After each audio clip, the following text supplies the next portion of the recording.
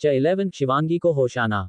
कहानी में अब तक। जैसे ही अथर्व होटल के गेट में एंटर करता है, सिक्योरिटी गार्ड अथर्व को रोक लेता है। बारिश हो रही थी, इसलिए अथर्व पूरी तरह से भीगा हुआ था। अथर्व के कपड़े भी गंदे हो गए थे और अथर्व की पीठ पर शिवांगी थी और अथर्व ने आगे की तरफ अपना स्कूल बैग किया हुआ था। रोकने का एक और कारण भी था, स्कूल यूनिफॉर्म वजह से सिक्योरिटी गार्ड में अथर्व को रोका था।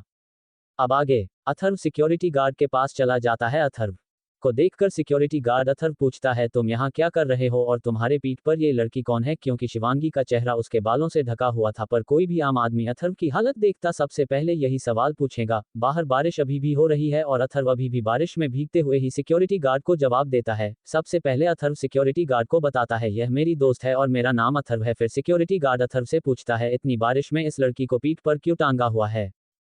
फिर अथर्व एक्सीडेंट वाली बात छुपाते हुए सिक्योरिटी गार्ड से कहता है, हम दोनों साथ में घर जा रहे थे, पर रास्ते में मेरी दोस्त को पैनिक अटैक जिस वजह से बेहोश हो गई और बारिश अभी काफी ज्यादा हो रही थी। हालत में तो हम घर नहीं जा सकते, इसलिए आज के लिए होटल में रूम ऐसे आज रात तक थोड़ा आराम करके मैं घर के लिए निकल जाए। सारी बातें सुनने के बाद भेज देता है और अथर्व भी आगे बढ़ जाता है शिवांगी को लिए हुए।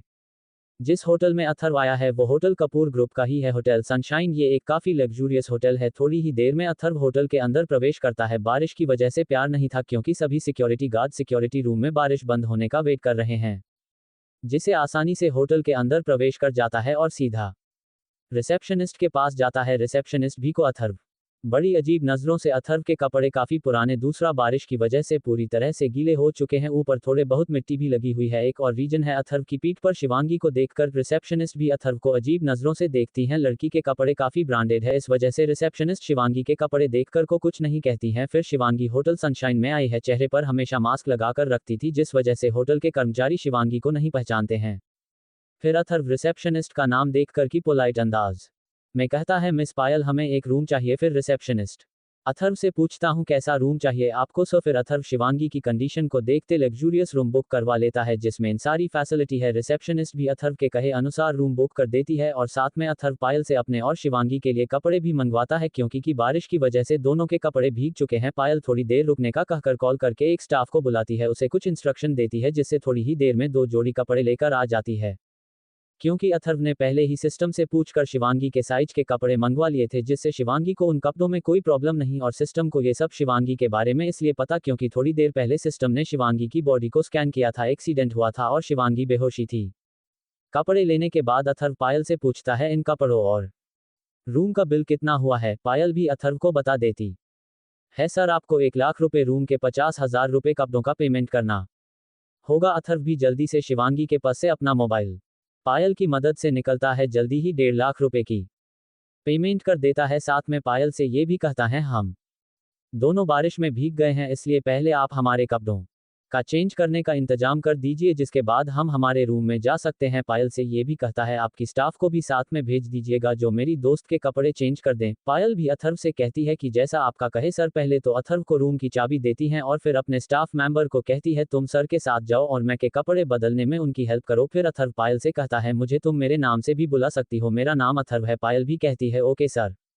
फिर अथर्व को होटल की स्टाफ मेंबर चेंजिंग रूम में ले कर जाती है। थोड़ी ही देर में दोनों चेंजिंग रूम में पहुंच जाते। सबसे पहले अथर्व शिवांगी को चेंजिंग रूम में लगे सोफे पर लिटाता है, क्योंकि शिवांगी अभी भी बेहोश थी। फिर स्टाफ मेंबर से कहता है, तुम शिवांगी के कपड़े यही चेंज कर दो, तब तक मैं बाथरूम में जाकर चेंज कर लेता हूं, और जब कपड़े चेंज कर लो तो मुझे आवाज लगा देना। स्टाफ मेंबर भी जैसा और अथर्व ने कहा वैसा ही करती है और अथर्व अपने कपड़े लेकर बाथरूम में चेंज करने के लिए चला जाता है। स्टाफ मेंबर जिनका नाम आरती था, वह भी थोड़ी ही देर में शिवांगी के कपड़े चेंज कर देती है और उधर बाथरूम में अथर्व ने भी अपने कपड़े चेंज कर लिए थे। फिर आरती अथर्व का आवाज लगा देती है। अथर्व भी बाथरूम से बाहर आ जाता है।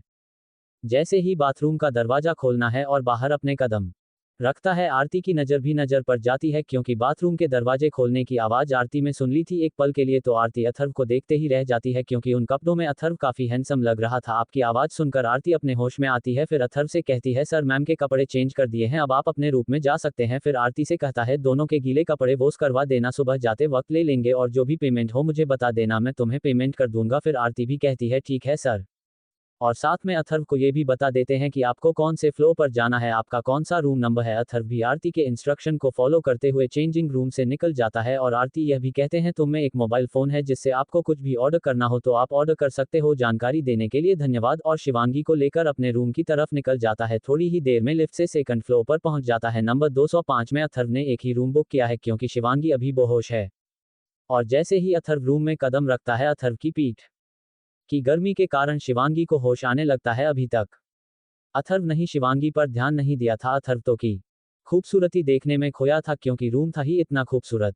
किंग साइज बेडरूम में किचन और छोटा सा ड्राइंग रूम और रूम का इंटीरियर भी काफी खूबसूरत था। फिर अथर्व अपने पीठ से शिवांगी को नीचे उतरता है और रूम में रखे टेलीफोन से खाना ऑर्डर करता है। अभी तक अथर्व ने शिवांगी की तरफ नहीं देखा क्योंकि शिवांगी पूरी तरह से होश में आ चुकी थी और अपने आसपास के माहौल को देख रहे थे और साथ में ये सोच रहे थी मैं तो रास्ते में बेहोश हो गई थी, मुझे यहाँ पर लेकर कौन आया, अभी मैं कहाँ हूँ। शिवांगी को अथर्व के पीठ ही दिखाई दे रही थी जिस कारण शिवांगी ने अभी तक अथर्व को नहीं पहचाना था।